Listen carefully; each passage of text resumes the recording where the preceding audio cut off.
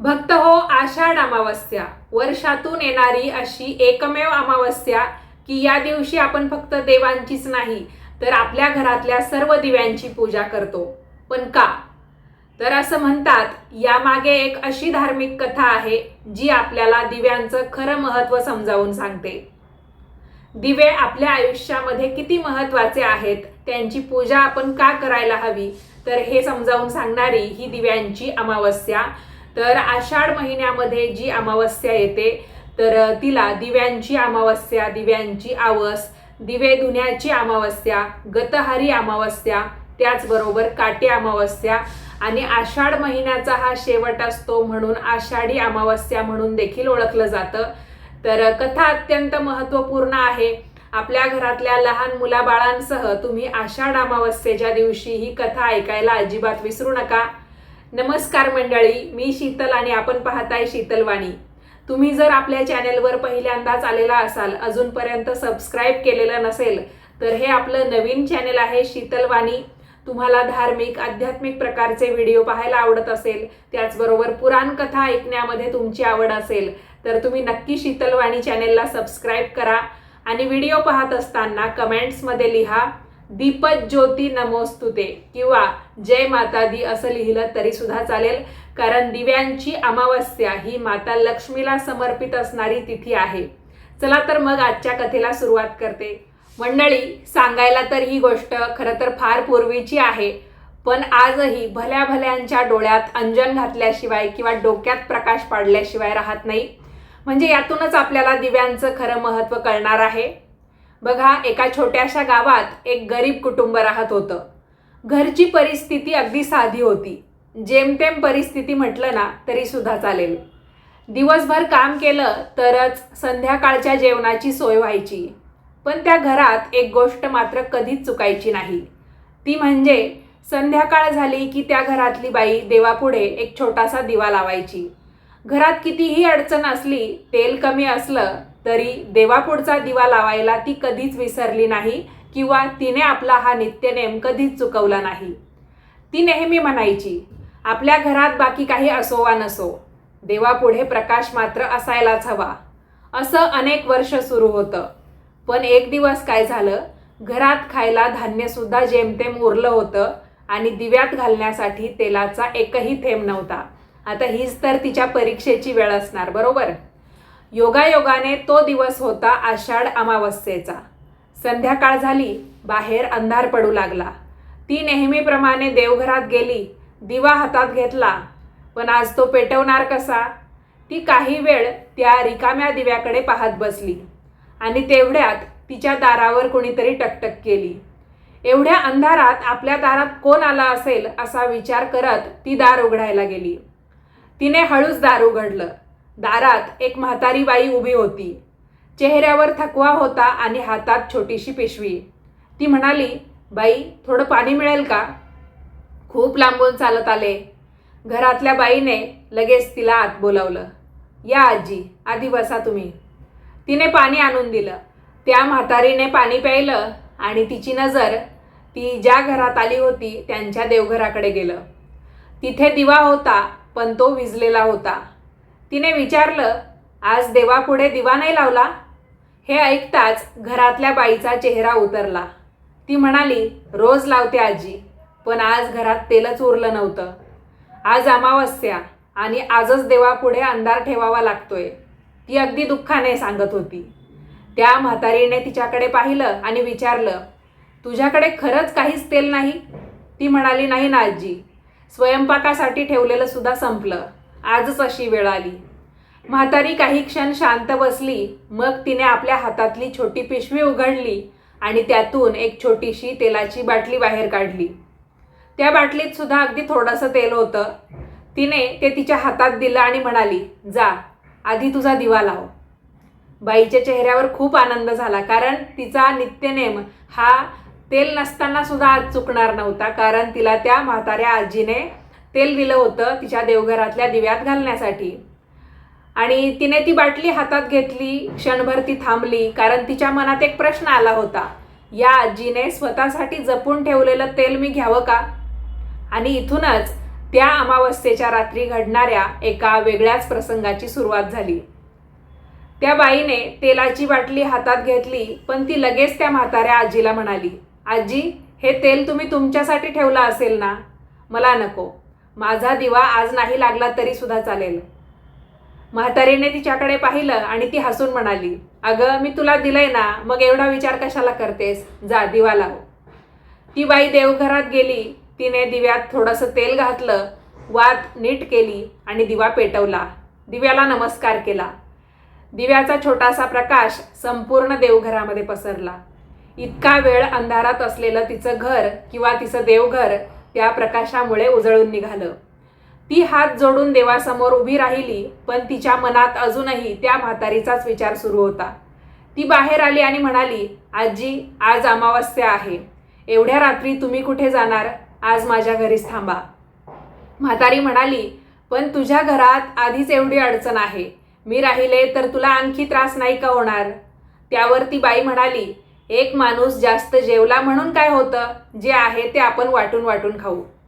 हे ऐकून म्हातारी काहीच बोलली नाही. फक्त तिच्याकडे पाहून हसली आणि म्हणाली, घरात थोडंसंच अन्न आहे तर माझं आणि म्हणजे आपलं कसं होणार नाही का, त्यापेक्षा मी जाते. पण तिने परत स्मित हास्य केलं. तर खरोखर त्या घरात अगदी थोडंसंच अन्न होतं, तरी त्या बाईने जे होतं ते दोघींसाठीही वाढलं. स्वतःच्या वाट्याचा थोडा भागही तिने त्या म्हातारीला दिला. जेवण झाल्यावर म्हातारी पुन्हा देवघराकडे पाहू लागली आणि तिने अचानक विचारलं, तू हा दिवा रोज लावतेस, पण तुला माहिती आहे का दिव्याची पूजा का बरं केली जाते? ती बाई म्हणाली, नाही आजी, आमच्या घरात पूर्वीपासून दिवा लावतात म्हणून मीही लावते. म्हातारी म्हणाली, मग आज मी तुला त्यामागची गोष्ट सांगते चल. आणि त्या अमावस्येच्या रात्री त्या छोट्याशा दिव्यासमोर बसून म्हातारीने जी गोष्ट सांगायला सुरुवात केली तीच पुढे दिव्यांच्या औसेची कथा म्हणून सांगितली जाऊ लागली. म्हातारी दिव्याजवळ बसली आणि म्हणाली, खूप वर्षांपूर्वीची गोष्ट आहे. एका गावात एक मोठं घर होतं. त्या घरात सगळं काही होतं. धान्याने भरलेली कोठारं, गुरंढोरं, पैसा अडका अगदी कशाचीच कमी नव्हती. आणि त्या घरात रोज संध्याकाळी अनेक दिवे लावले जायचे. म्हणजे तुळशीजवळ, देवघराजवळ, गाईच्या गोठ्यात किंवा जवळ एक मंदिर असेल तर तिथे सुद्धा दिवा लावला जायचा. तर स्वयंपाकघरामध्ये सुद्धा तिथे दिवा लावण्याची पद्धत होती. घरातली मोठी बाई स्वतः सगळे दिवे स्वच्छ करायची, त्यात तेल घालायची, वात नीट करायची आणि एक एक दिवा अगदी मन लावून लावायची. पण काळ गेला आणि घरात नवीन पिढी आली तसं हळूहळू सगळ्यांचं लक्ष त्या दिव्यांकडे कमी झालं. कधी ते दिवे तसेच काळे पडलेले असायचे, कधी त्यात जुन्या वाती तशाच पडलेल्या असायच्या, तर कधी सगळेच दिवे लावले जायचे असं सुद्धा घडायचं नाही. कधी कधी काय व्हायचं की कित्येक दिवस कोणीही त्या दिव्याला हातसुद्धा लावत नसायचं. त्या दिव्यांची कोणत्याही प्रकारची स्वच्छता केली जात नसायची. अशीच एकदा आषाढ अमावस्या आली. त्या दिवशी घरात सगळ्यांची धावपळ सुरू होती. पण घराच्या कोपऱ्यात पडलेले जुने दिवे मात्र तसेच होते. कोणी त्यांना स्वच्छ केलं नाही, कोणी त्यांना हळदी कुंकू लावलं नाही. संध्याकाळ झाली, अमावस्येचा अंधार पडला आणि घरातल्या त्या जुन्या दिव्यांपैकी एक दिवा म्हणाला, आपण वर्षभर या घराला प्रकाश देतो, पण आज आपली आठवण सुद्धा कुणाला झाली नाही. त्यातला दुसरा दिवा म्हणाला, पूर्वी या घरात आपल्याला किती जपायचे हो ना, आता बघ आपण तर धूळ खात पडलोय. हे सगळं बोलणं त्या घरातल्या एका छोट्या मुलीने ऐकलं होतं. ती हळूच त्या दिव्यांजवळ आली आणि पुढे तिने जे काही केलं त्यामुळे त्या घरात पुन्हा एकदा दिव्यांची पूजा सुरू झाली. ती छोटी मुलगी दिव्यांजवळ आली. तिने एक एक दिवा हातात घेतला. सगळे दिवे धुळीने भरलेले होते, कारण कित्येक दिवस त्यांना कोणी हातच लावला नव्हता, त्यांची काळजीच घेतली नव्हती, तर त्यांची अवस्था अशीच होणार नाही का. काही दिव्यांवर तेलाचा जुना थर साचला होता, तर काही दिवे अगदी काळे ठिसूळ पडले होते. मुलीने आईला विचारलं, आई, आपण आज हे दिवे नाही का ग लावणार? आई कामात होती. ती म्हणाली, अगं रोजच तर दिवे लावतो, आज राहू दे, मला खूप काम आहे. पण मुलीला ते काही पटलं नाही, कारण तिने दिव्यांचं बोलणं ऐकलं होतं. ती म्हणाली, पण हे दिवे रोज आपल्याला प्रकाश देतात ना, मग आज आपण त्यांना तसंच का ठेवलंय? आईने काही तिच्याकडे फारसं लक्ष दिलं नाही. मग त्या मुलीने स्वतःच एक छोटंसं फडकं हातात घेतलं, म्हणजे तिच्या परीने तिला जे सुचलं, जे जमलं, तिने ते पुढे जाऊन केलं. तिने काय केलं, एक छोटंसं फडकं घेतलं होतं आणि एक एक दिवा स्वच्छ करायला सुरुवात केली. तिचे छोटे छोटे हात देखील त्यामुळे काळे झाले, कपड्यांवर तेलाचे डागही पडले, पण ती काही थांबली नाही. तिने त्या कपड्याच्या मदतीने सगळे दिवे स्वच्छ करून, म्हणजे पुसून तरी काढले. सगळे दिवे स्वच्छ झाल्यावर तिने आईकडून थोडी हळद आणि कुंकू घेतलं. प्रत्येक दिव्याला हळदी कुंकू लावलं, फुलं ठेवली, ज्वारीच्या लाह्या ठेवल्या, बाबळीची फुलं वाहिली, त्याचबरोबर दुर्वा देखील वाहिल्या. त्या दिव्यांमध्ये तिने नव्या वाती घातल्या. मग आईला म्हणाली, आई आता फक्त तेल दे, बाकी सगळं मी केलंय. आईने तिच्याकडे पाहिलं आणि तिला क्षणभर वाईट वाटलं. ज्या गोष्टीची आठवण आपल्याला राहिली नाही ती एवढ्या छोट्याशा मुलीला झाली होती. आईने तेल आणून दिलं. मुलीने एक एक करून सगळे दिवे लावले. थोड्याच वेळात घराचा तो अंधारलेला कोपरा दिव्यांच्या प्रकाशाने उजळून गेला. मुलगी त्या दिव्यांकडे पाहून आनंदाने म्हणाली, आता बघा किती छान दिसतायत आपले दिवे. आणि असं म्हणतात, त्या रात्री घरातल्या मोठ्या माणसांनाही एक गोष्ट समजली. ज्या दिव्यांनी वर्षभर आपल्या घराला, आपल्याला प्रकाश दिला, त्यांच्याबद्दल कृतज्ञता दाखवण्यासाठी एक दिवस तरी त्यांची पूजा आपण अवश्य करायला हवी. म्हातारी एवढं सांगून थांबली. समोर बसलेली बाई शांतपणे कथा ऐकत होती. तिने देवघरातल्या स्वतःच्या छोट्याशा दिव्याकडे पाहिलं आणि ती म्हणाली, आजी, म्हणजे म्हणून आषाढ अमावस्येला दिवे स्वच्छ करून त्यांची पूजा करतात होय? म्हातारी हसली आणि म्हणाली, हो, पण या पूजेमागे अजून एक अर्थ आहे. तो समजला तर तुला कळेल की दिवा फक्त घरातला अंधार दूर करत नाही. मग तिने पुढचं सांगायला सुरुवात केली. म्हातारीने त्या दिव्याकडे पाहिलं आणि म्हणाली, बघ बाई, दिवा किती छोटासा असतो, पण तो पेटला की आजूबाजूचा अंधार हा कमी होऊन जातो. म्हणून आपल्या घरात पूर्वीपासून दिव्याला इतकं महत्त्व दिलं गेलंय. ती बाई अगदी शांतपणे आजीचं बोलणं ऐकत होती. म्हातारी पुढे म्हणाली, आषाढ अमावस्येची रात्र ही काळोखी असते आणि याच अमावस्येनंतर श्रावणाचा महिना सुरू होतो. पूजा अर्चा आपण त्या निमित्ताने करू लागतो. म्हणून या दिवशी घरातले सगळे दिवे स्वच्छ करायचे, त्यांना हळद कुंकू, फुलं वाहायची. खास करून बाबळीच्या फुलांना मान आहे. ज्वारीच्या लाह्या दिव्यांमध्ये घातल्या जातात. कुणी कुणी खडी साखरेने दिव्याच्या वाती पुढे सरकवतं, म्हणजे एक प्रकारे गोडाने सुरुवात होती. दुर्वा वाहिल्या जातात आणि निसर्ग पूजा खऱ्या अर्थाने आषाढ अमावस्येपासून सुरू होते. तर या दिव्यांमध्ये आपण नवीन वाती घालायच्या असतात, त्यांची प्रेमाने पूजा करायची असते. अगदी आपण एकदमच सगळे दिवे नाही लावले तरी सुद्धा चालतात, पण पाटावर जेव्हा आपण दिवे ठेवून त्यांची पूजा करतो तर सर्व दिव्यांचं प्रतीक म्हणून आपण केवळ एक दिवा लावला आणि बाकीच्यांची हळदी कुंकू, फुलं, अक्षता, ज्वारीच्या लाह्या, बाबळीची फुलं वाहून पूजा केली तरी सुद्धा चालतं. दुर्वांना सुद्धा या दिवशी खास महत्त्व आहे बरं का, कारण दुर्वा या निसर्ग सूचक आहेत, वंशाचं प्रतीक आहेत किंवा वंशवाढीचं प्रतीक दुर्वांना म्हटलं जातं.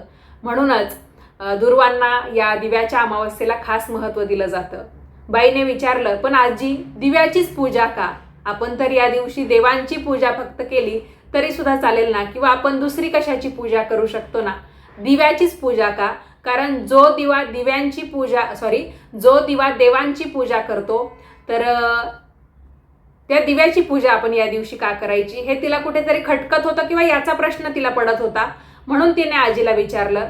तर यावर आजीबाई हसल्या आणि म्हणाल्या, कारण दिवा स्वतः जळतो आणि दुसऱ्याला प्रकाश देतो.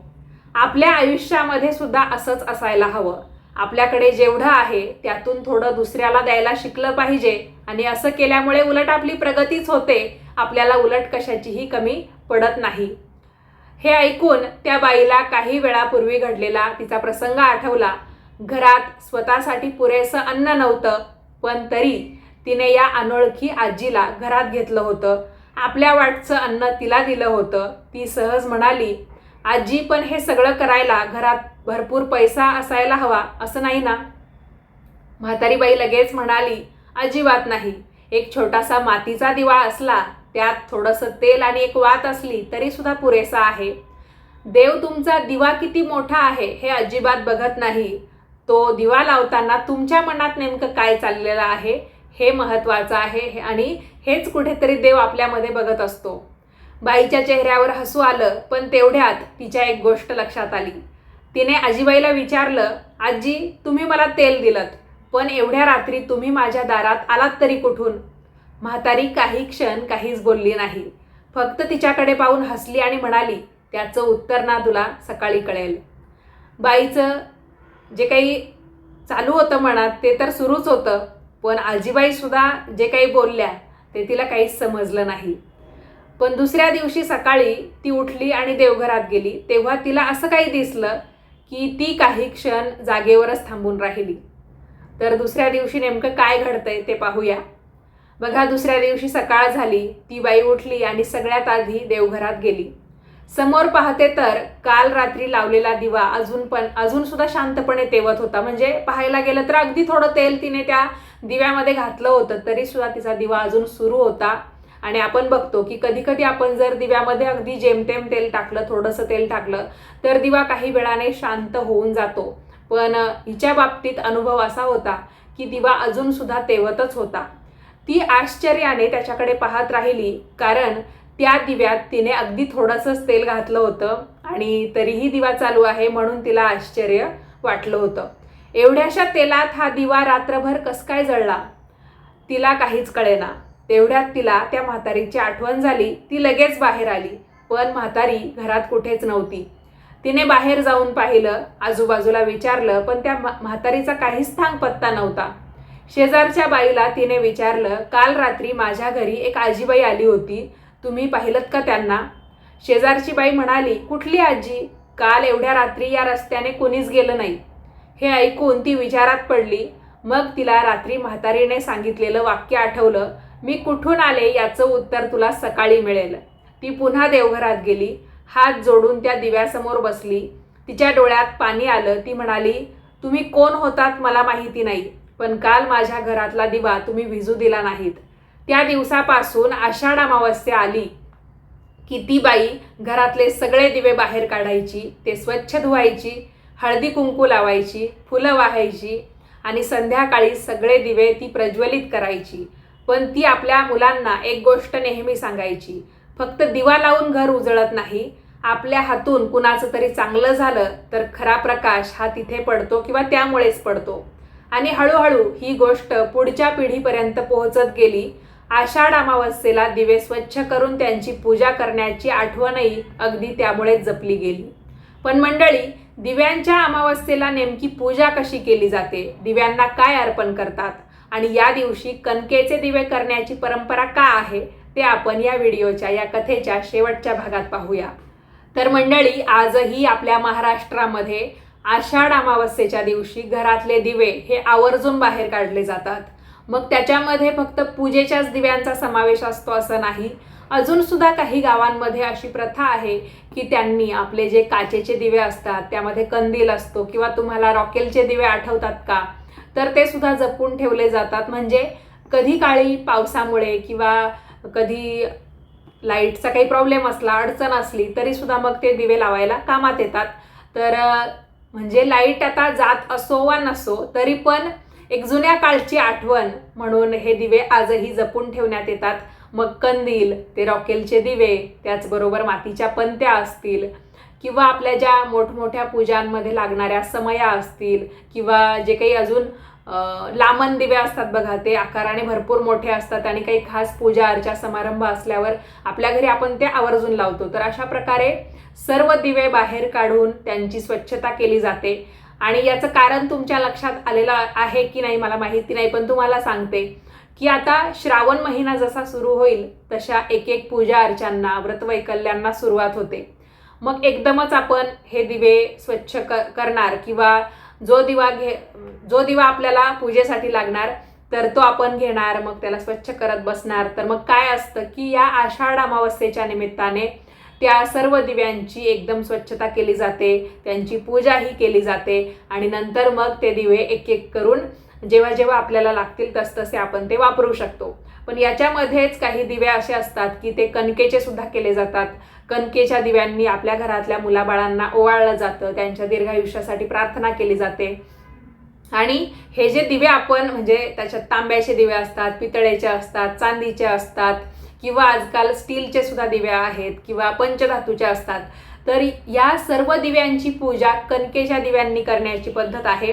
कारण जे दिवे वर्षभर जळतात, म्हणजे देवासाठी, देवापुढे थांबतात, ते जळत असतात, सर्वांना प्रकाश देतात, तर त्या दिव्यांना आजच्या दिवशी म्हणजे आषाढ अमावस्येच्या दिवशी एक प्रकारे मानपान दिला जातो आणि त्यांची पूजा किंवा त्यांचं औक्षण हे कणकेचे दिवे करतात.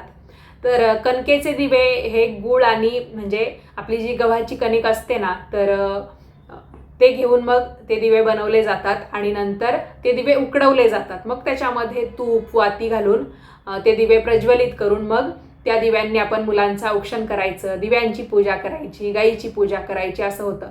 आणि नंतर ते जे दिवे असतात ना, उकडवलेले दिवे, तर त्यांच्यातल्या वाती काढून टाकल्या जातात दिवे शांत झाल्यावर आणि ते उकडवलेले दिवे खाण्याची देखील पद्धत आहे. तर अशा पद्धतीने या दिवशी वाफवलेल्या दिव्यांनाही मान आहे आणि आपल्या रोजच्या वापरातल्या किंवा पूजा अर्चांच्या सर्वच दिव्यांना मान आहे. पण या सगळ्या मागचा अर्थ फक्त एवढाच नाही की वर्षातून एकदाच दिव्यांची पूजा करावी. तर आपल्या जुन्या परंपरांनी आपल्याला एक खूप साधी पण अत्यंत महत्त्वाची गोष्ट सांगितलेली आहे. एक प्रकारची शिकवणच आपल्याला त्यांनी दिलेली आहे असं म्हटलं तरी काही वावगं ठरू नये. बघा, अंधार कितीही मोठा असला तरी एक छोटासा दिवा त्याच्याशी लढू शकतो.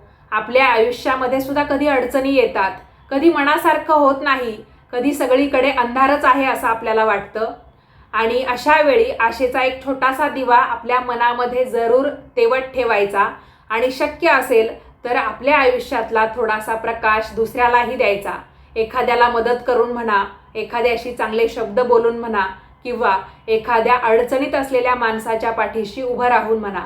कारण दिवा आपल्याला हेच शिकवतो की स्वतः जळूनही तो दुसऱ्याला प्रकाश देतो. म्हणून आषाढ अमावस्येच्या दिवशी आपल्या घरातले दिवे अवश्य स्वच्छ करा, त्यांची पूजा करा आणि दिवा लावताना देवाकडे एवढीच प्रार्थना करा, देवा, जसा हा दिवा माझं घर उजळवतोय तसाच माझ्या घरात आणि माझ्या माणसांच्या आयुष्यामध्ये नेहमी आनंद आणि प्रकाश राहू दे.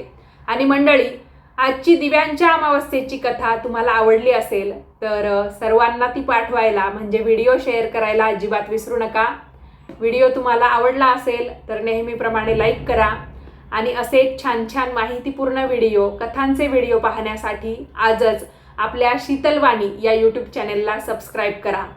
आता व्हिडिओचा शेवट आपण दिव्यांच्या एका चांगल्या प्रार्थनेने करूया. ही प्रार्थना सर्व ज्ञात आहे, सर्वांना माहिती आहे आणि या प्रार्थनेच्या मागे फक्त एवढाच अर्थ आहे की सर्वांना आयुरारोग्य भेटो, त्याचबरोबर सर्वांच्या आयुष्यातील अज्ञानाचा अंधकार दूर होऊन ज्ञानाचा प्रकाश सर्वांना मिळो.